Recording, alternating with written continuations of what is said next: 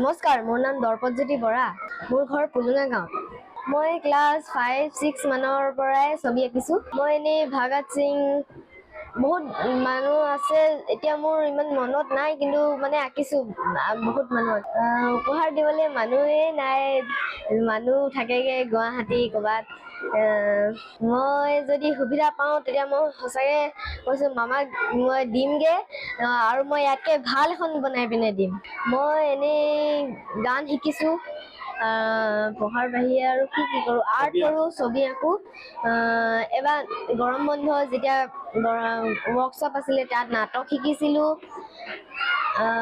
এতিয়া আৰু মই সেইবোৰ শিকিছোঁ। দৰ্পণৰ মানে বিভিন্ন ধৰণৰ তাৰ মানে আৰ্ট আছে মানে। আৰু এই ল'ৰাটো যেতিয়া ইয়াৰ ফাদাৰে আপোনাৰ মিউনিচিপালিটিত চাকৰি কৰে, ল'ৰাটো বহুত দুখীয়া ঘৰৰ ল'ৰা হয়।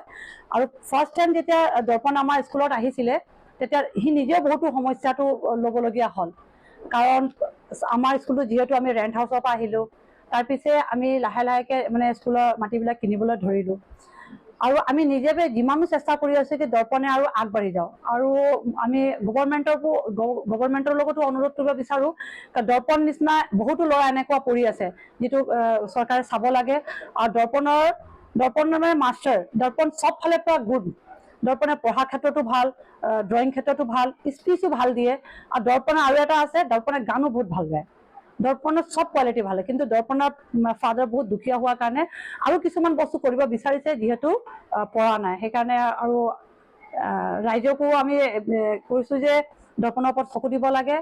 আৰু চৰকাৰৰ ওচৰতো অনুৰোধ থাকিলে, আৰু বিশেষকৈ আমাৰ চাবুৱাৰ বিধায়কৰ ওচৰতো অনুৰোধ থাকিলে কি দৰ্পণৰ নিচিনা বিভিন্ন ধৰণৰ ল'ৰা আছে, তাতক চকু দিব লাগে।